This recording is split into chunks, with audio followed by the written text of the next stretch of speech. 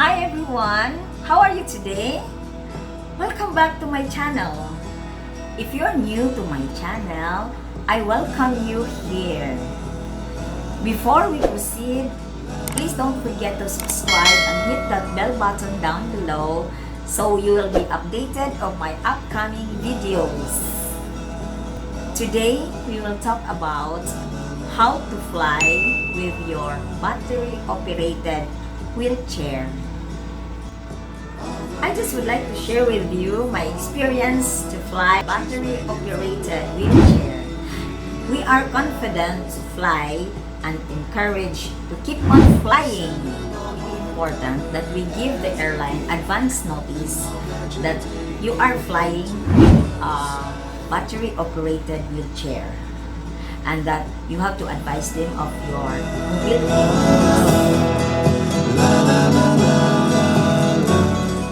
So, in case you are apprehensive how much the airline will charge if you are bringing that battery operated, don't worry, that is free of charge.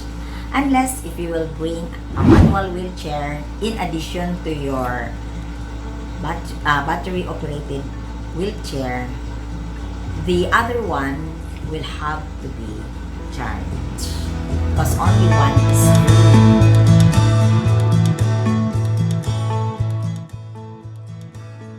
The check-in officer at the airlines is very much willing to help your needs. That's why I am confident even if I will fly alone, because I know that upon check-in, the check-in officers are very much willing to help only if you will tell what are your needs.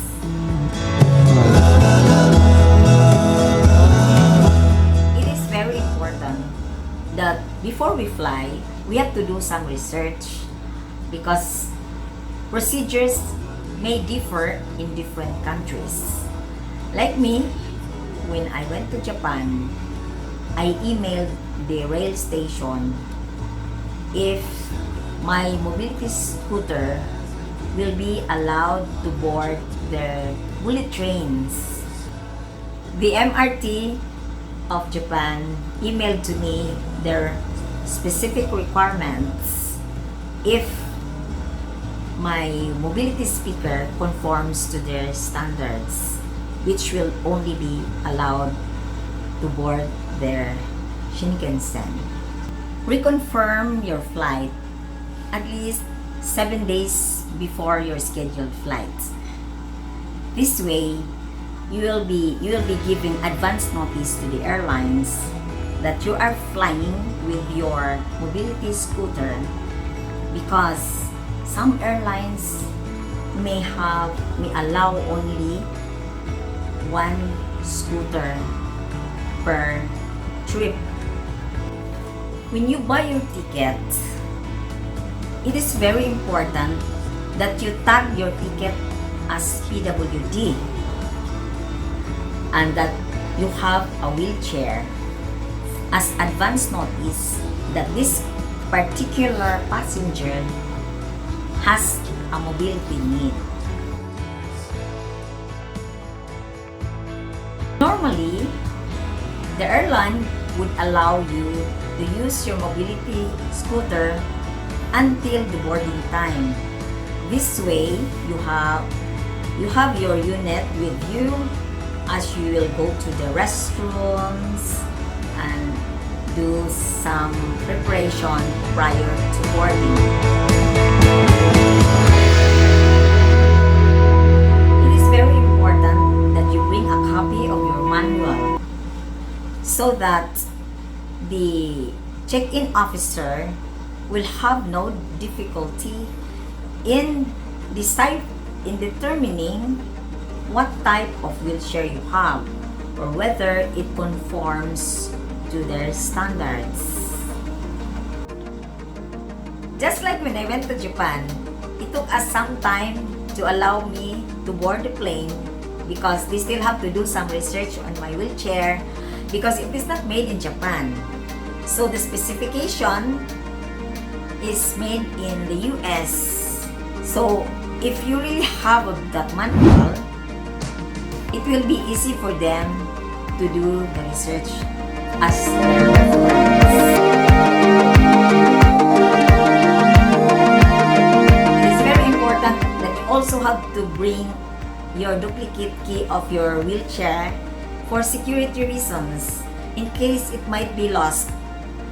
One time when we went to Japan, my key was placed in the bag that my companion had to carry, and she went ahead of us. So how can I switch on my wheelchair when the key is with her? Good that I have a spare key with me. That's why I didn't have to wait for her to come back.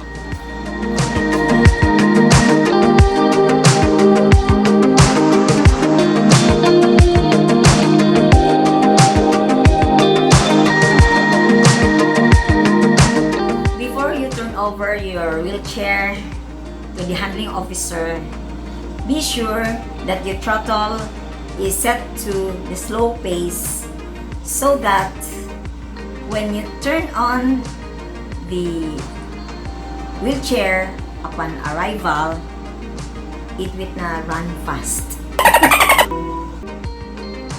After you have set the throttle to the slowest pace, you put masking tape on the throttle so that it will not be dislodged during the flight.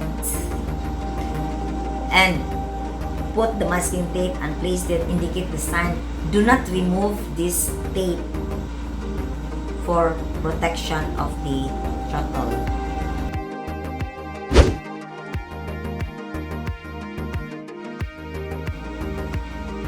Do not bring that basket because that is detachable from your wheelchair, and it is likely that it will get lost because only the wheelchair will be given the cling strap.